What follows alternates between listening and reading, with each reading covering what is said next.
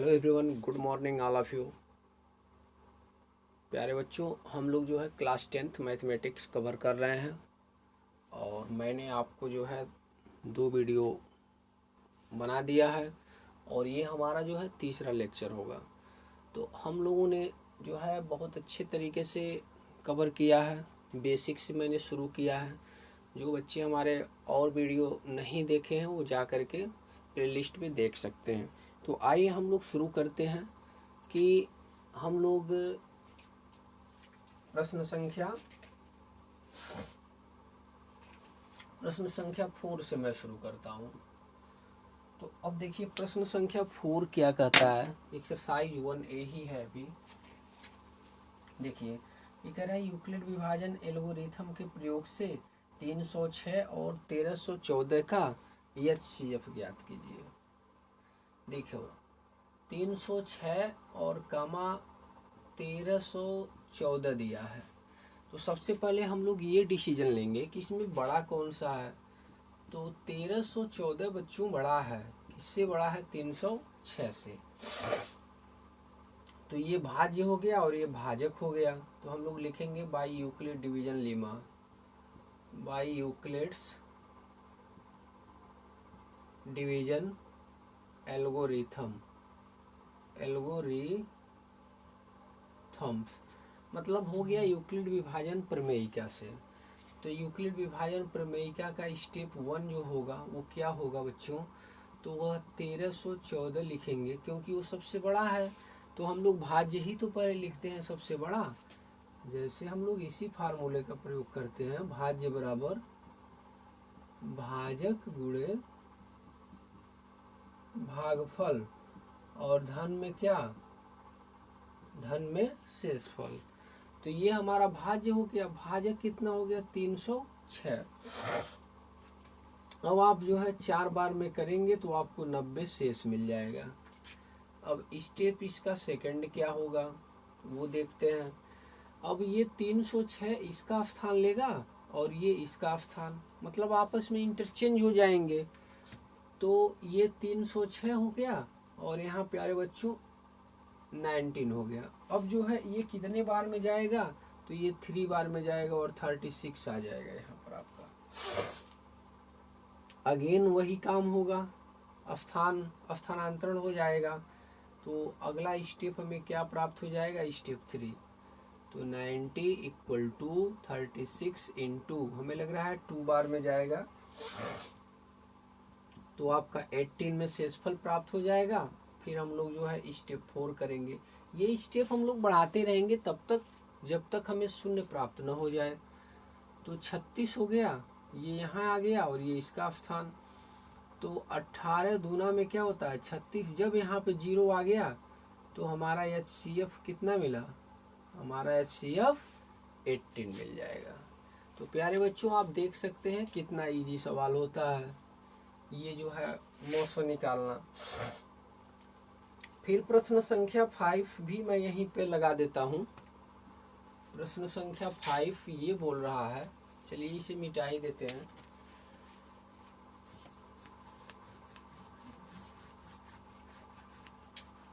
प्रश्न संख्या 5 इसमें जो है 657 है और 963 है।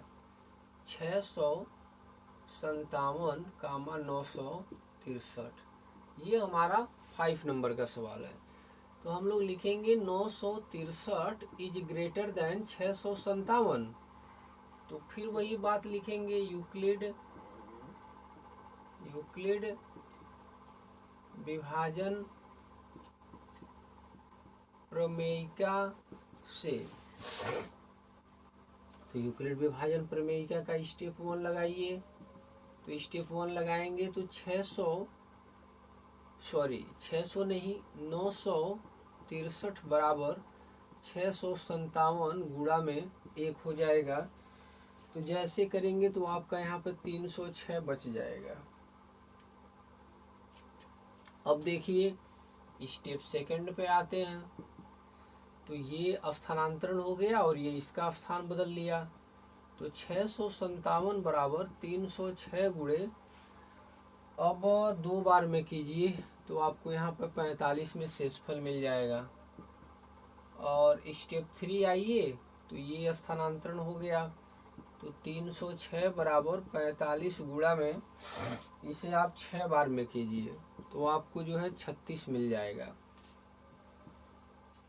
स्टेप 4 पुनः स्थानांतरण हो जाएगा, तो ये 45 आ जाएगा और ये 36 एक बार में जाएगा, आपको 9 मिलेगा। स्टेप 5 आइए तो ये स्थानांतरण हो गया पुनः, तो 36 बराबर 9 गुणे 4। जब यहाँ पे आपका 0 आ गया तो आपका 900 जो यहाँ पहले रहेगा वो कितना हो जाएगा, 900 आपका 9 हो जाएगा। इसी प्रकार से प्रश्न संख्या 6 पे मैं बात करता हूँ, वह 90 और 144 का है। 90 व 144, तो 144 greater than 90 by Euclid division Lima, by Euclid division algorithm या लीमा भी बोल सकते हैं, एल्गोरिथम यूक्लिड विभाजन प्रमेयिका की सहायता से। तो स्टेप 1 होगा इसमें 144 बराबर 90 गुणे 1। तो जब 90 गुणे 1 करेंगे तो आपका 54 में रिमाइंडर बच जाएगा शेषफल। तो स्टेप 2 पे बात करेंगे तो यहाँ 90 हो जाएगा, यहाँ 54 हो जाएगा, मतलब समझ रहे हैं। आप एक काम कीजिएगा, आप जब एग्जाम में लगाएंगे तो एरो नहीं बनाएंगे, आपको मैं समझने के लिए अच्छे से मैंने एरो बनाया है कि कौन कहाँ पे स्थानांतरित हो रहा है। अब आपको समझ में आ गया होगा। अब देखिए एक बार में जाएगा तो 36 होगा, पुनः इसको यहाँ करेंगे, इसको यहाँ पे करेंगे तो स्टेप 3 हो जाएगा और 54 इक्वल टू 36 इंटू 1। तो 36 इंटू 1 करेंगे तो कितना आएगा,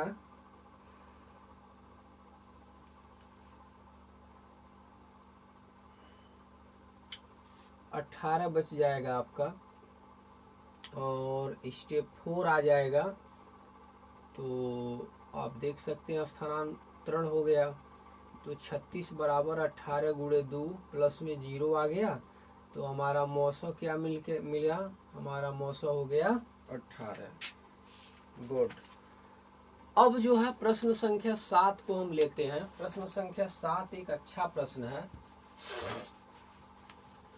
और ये क्या कहता है, मैं पढ़ता हूँ। देखिए कह रहा है कि दर्शाइए कि कोई भी धनात्मक विषम पूर्णांक 6q + 1 and 6q + 3 and 6q + 5 के रूप में है। ये मेरा प्रश्न है, अच्छे से आप समझेंगे। कह रहा है कोई जो विषम पूर्णांक है वो 6q + 1 कामा 6q + 3 कामा 6q + 5 के रूप का होता है। तो ऐसे सवालों को हमें क्या करना है बच्चों, मान लीजिए माना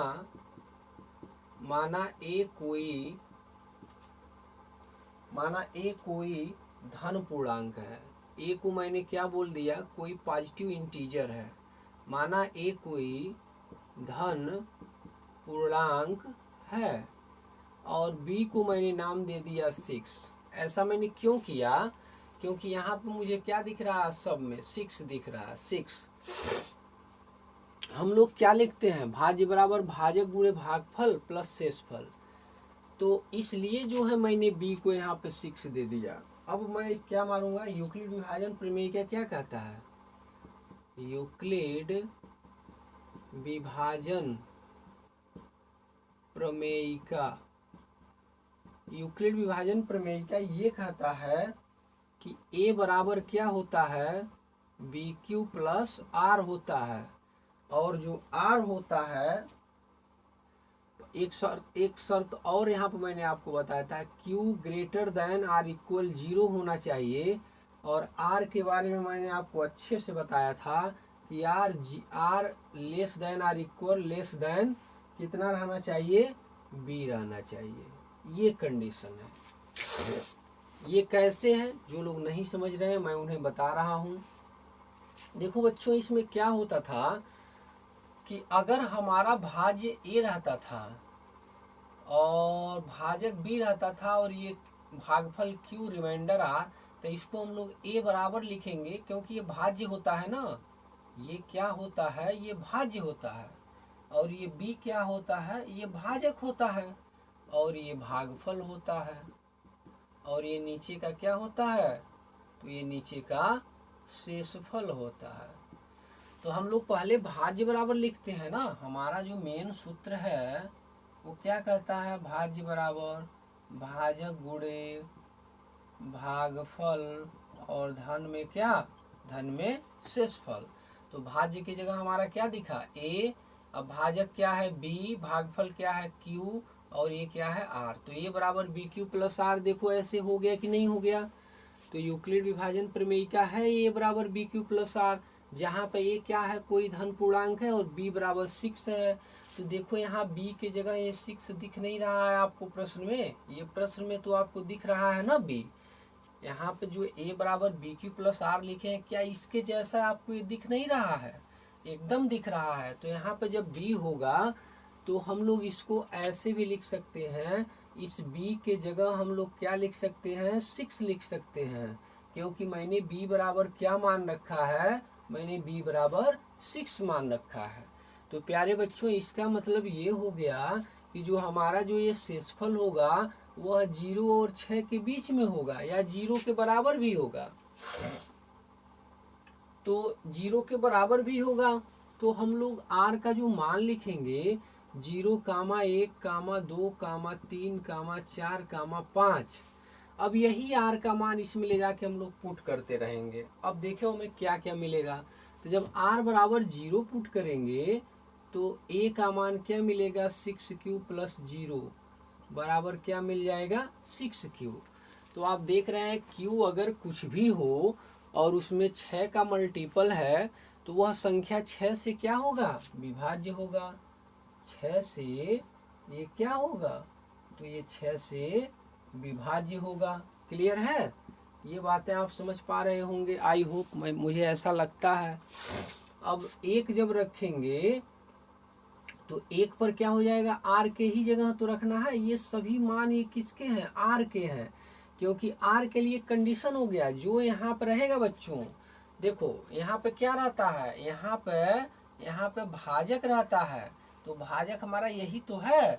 तो जो हमेशा यहाँ पे आया, मैंने पिछले वीडियो में बताया कि यहाँ पे जो रहता है यह भाजक से हमेशा छोटा रहता है, तो इसलिए यह 6 से हमेशा यह जो शेषफल होगा छोटा होगा और 0 के क्या होगा, बराबर होगा। तो इसलिए मैंने ऐसा रखा। अब 1 मैं रखूंगा तो प्यारे बच्चों 6q प्लस क्या मिलेगा, 1 मिल जाएगा, जो कि क्या है, 2 से विभाज्य नहीं है, मतलब ये क्या है, विषम संख्या है। ये हम लोग लिखेंगे 2 से विभाज्य नहीं है, ठीक है। इसके बाद जब हम लोग 2 रखते हैं तो a बराबर 6q प्लस 2, ये तो 2 से विभाज्य है, 2 से विभाज्य है, ठीक। अब जब 3 रखा जाएगा तो a बराबर 6q प्लस 3, ये भी क्या है, 2 से विभाज्य नहीं है, अर्थात क्या है, विषम धन पूर्णांक होगा। अब 4 रखेंगे तो a बराबर क्या हो जाएगा, 6q प्लस 4, ये क्या है, 2 से विभाज्य है, 2 से विभाज्य है। अब लास्ट में 5 रखेंगे, a बराबर 6q प्लस 5, 2 से क्या लिखेंगे, विभाज्य नहीं है, 2 से विभाज्य नहीं है। तो जो संख्या 2 से विभाज्य नहीं है उन संख्याओं को हम लोग क्या बोल देंगे, वे संख्याएं जो हैं समधन पूर्णांक हैं, बाकी सब विषम धन पूर्णांक हैं। तो हम लोग लिखेंगे 6q 6 से विभाज्य है ना, और कौन, ये 6q हो गया, और 6q plus 2, 6q plus 2, 6q plus 4, ये संख्याएं क्या हैं, समधन पूर्णांक संख्याएं हैं, समधन पूर्णांक हैं। और जो बच रही हैं जैसे 6q plus 1, 6q plus 3, and 6q plus 5 ये आपकी क्या हो जाएंगी, तो ये विषम धन पूर्णांक होंगी। ये क्या होंगी, विषम धन पूर्णांक है। तो हमें प्रश्न में बच्चों यही दिखाना था, प्रश्न संख्या 7 में, कि दर्शाइए कि ये जो सभी संख्याएं हैं क्या विषम धन पूर्णांक है, विषम धन पूर्णांक है। तो मैंने आपको दिखा दिया, बस यही इसका लगाने का प्रोसेस है। मान लीजिएगा ए कोई धन पूर्णांक है और यहाँ पे आपको पहले क्या दिखा, तो 6 दिखा, तो बी को 6 मान लीजिएगा। तो जब यूक्लिड विभाजन प्रमेयिका का नियम लगाएंगे तो ए बराबर 6q प्लस आर। क्यों आर हो गया, क्योंकि यहाँ पर हमारा बी रहता था ना, ए बराबर BQ प्लस आर। मैंने आपको बताया अच्छे से कि अगर यहाँ पे ए रहेगा, यहाँ बी रहेगा, यहाँ क्यू रहेगा और नीचे आर रहेगा, तो ए भाज्य है ना, तो ए बराबर क्या होता है, भाजक। भाजक हमारा क्या है, क्यू, और गुणे भागफल, भाजक गुणे भागफल, भाजक है हमारा बी, भागफल है क्यू।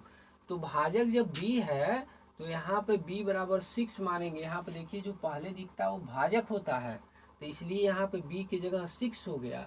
जो यहाँ आपको पहले दिखेगा उसे आप भाजक मानेंगे और उसी से छोटा हमारा रिमाइंडर लेना होता है, ठीक है। तो 0 और किसके बराबर हो सकता है, या तो रिमाइंडर 0 के बराबर हो सकता है, या तो जो हमारा यह भाजक होता है उससे छोटा होगा। तो इसलिए इतने जो है इसके मान हो गए शेषफल के। अब यही मान हम लोग रख देंगे, और जिसमें जो है 2 होगा, 4 होगा, 6 होगा, जुड़ा रहेगा, वो सभी संख्याएं मतलब सम संख्याएं होंगी, बाकी जो बचेंगी वो सभी विषम होंगी। तो यही आपको दिखाना था कि क्या ये विषम धन पूर्णांक है। तो हाँ, ये संख्या क्या है, विषम धन पूर्णांक है। ये इस प्रश्न का सॉल्यूशन है। तो आई होप आपको समझ में आ रहा होगा। और थोड़ा सा एक प्रश्न और मैं आपको बता देता हूँ। किसी परेड में 616 सदस्यों वाली एक सेना की टुकड़ी को 32 सदस्यों वाले एक आर्मी बैंड के पीछे मार्च करना है। ये बच्चों सवाल अच्छा है, लेकिन बहुत आसान सवाल है और इसमें हमें मौसा ही निकालना है। तो मैं आपको बता देता हूँ, ये सवाल जो मैंने अभी आपको बताया बहुत ही इम्पोर्टेंट है, परीक्षा में आता है बार बार। तो हम लोग लिखेंगे पहली टुकड़ी में जवानों की संख्या 616 है। पहली टुकड़ी में जवानों की संख्या बराबर 616 है। दूसरी टुकड़ी में जवानों की संख्या 32 है। दूसरी टुकड़ी में जवानों की संख्या कितनी है, तो 32 है। अब जो है हमें क्या निकालना है, हमें बच्चों इसका मौसा निकालना होता है। तो 616 इज ग्रेटर देन 32। तो हम लोग लिखेंगे यूक्लिड विभाजन प्रमेयिका से, यूक्लिड विभाजन प्रमेयिका से। तो जो सबसे बड़ा है बच्चों वह भाज्य हो जाएगा। तो जब हम लोग स्टेप 1 लिखेंगे तो 616 बराबर 32 गुणे 32 से कितने बार में जाएगा, तो हमें लग रहा है 19 बार में चला जाएगा और 8 आपका शेषफल होगा। तो अब हम लोग स्टेप सेकंड पे आ जाएंगे और ये इसका आपस में इंटरचेंज हो जाएंगे। तो 32 बराबर 8 गुणे 4 यानी 0 आ गया, यानी मौसा आपका कितना हुआ, मौसा आपका 8 हो गया। तो ये इस प्रश्न का सही आंसर है, ठीक है। तो ये प्रश्न संख्या 8वां था। अब प्रश्न संख्या मैं 9 पे बात करता हूँ। प्रश्न संख्या 9 क्या कह रहा है, चलिए प्रश्न संख्या 9 को हम लोग देख लेते हैं। ये भी कह रहा है धनात्मक पूर्णांक का वर्ग यम के लिए 3m प्लस 1 के रूप में है कि नहीं है। चलिए बहुत अच्छा। तो हम लोग मान लेंगे, माना x कोई धनात्मक पूर्णांक है, माना x कोई धनात्मक पूर्णांक है, x कोई धनात्मक पूर्णांक है जिसे हम 3q प्लस 1 के रूप में लिख सकते हैं, जिसे हम 3q और 3q प्लस 1 के रूप में लिख सकते हैं। ऐसा मैंने क्यों कहा? क्योंकि हमें प्रश्न जो है प्रूफ करना है वो 3m है और 3m प्लस 1 के रूप में हमें जो है प्रश्न सिद्ध करना है। तो हम लोग x की जो वैल्यू मानेंगे, x को मैंने बोल दिया कोई धनात्मक पूर्णांक है और जिसे मैंने क्या है 3q प्लस 1 के रूप में लिख सकते हैं। तो मेरे पास बच्चों जो x का मान होगा, x का पहला मान क्या होगा 3q होगा। अब इसी धनात्मक पूर्णांक का वर्ग हमें ऐसे लिखना है बच्चों, तो हम लोग क्या करेंगे, वर्ग कर देंगे। तो दोनों साइड में वर्ग कर देंगे तो 3q का क्या हो जाएगा, स्क्वायर हो जाएगा। तो जब इसे मैं सॉल्व करूंगा तो 9q स्क्वायर, अब इसमें मैं 3 कॉमन कर रहा हूँ तो 3q स्क्वायर बचेगा। अब यहाँ पे मैंने मान लिया कि जो 3q स्क्वायर है वो स्मॉल m है। तो बताइए मेरा सवाल 3m हो गया कि नहीं हो गया, आप देख पा रहे हैं। तो ऐसे अगर हमें 3m के रूप में मान करना है तो x जो हम लोग मानेंगे उसके मान को एक अलग संख्या में मान लेंगे, जैसे 3q प्लस 1, 3p भी हो सकता है, 3p प्लस 1 भी हो सकता है, 3n हो सकता है, 3n प्लस 1 हो सकता है, मतलब कुछ भी आप मान सकते हैं x का मान। तो x बराबर इतना है, दोनों तरफ वर्ग कर लीजिए। तो देखिए इसको हमने क्या नाम दे दिया, इसको मैंने m मान लिया। तो हमारा क्या सवाल बन गया, 3m के जैसा बन गया। अब इसके बाद बच्चों क्या है, इसके बाद हम लोग x बराबर क्या और माने हैं 3q प्लस 1, तो दोनों साइड में स्क्वायर कर दीजिए।